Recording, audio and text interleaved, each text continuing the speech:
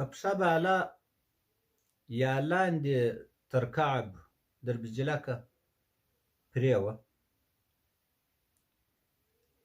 نو دغه د بجلکې ځای چې دی د بډۍ ځای دا پرېمینځل غواړي که نه غواړي.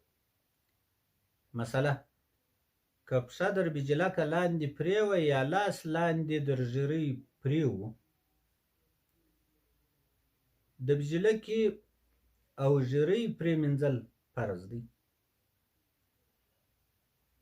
او که پښه یا لاس در بجلکه لوړ پرېوه او در ژرۍ لوړ لاس پرېوه، پښه در بجلکه لوړه پرېوه، لاس در ژرۍ لوړ پرېوه د بنده څلور، نو بیا پرېمینځل یې فرض نه دی، د هغه پرېمینځل ضرورت بیا نشته. چې اوس بجلکه پرې سوې ده، بیا د دغه منډو پښه چې پاته ده د دې ضرورت پرېمینځل نشته. او د لاس چې د ژرۍ پرې سوې ده، هغه منډو لاس چې پاته دی د دې پرېمینځل هم ضرورت نه دی. محیط برهاني کتاب طهارت فصل اول فی الوضوء جلد اول 170 صفحه، مسأله نمبر 27، مکتبه ادارة القرآن والعلوم الاسلامیه.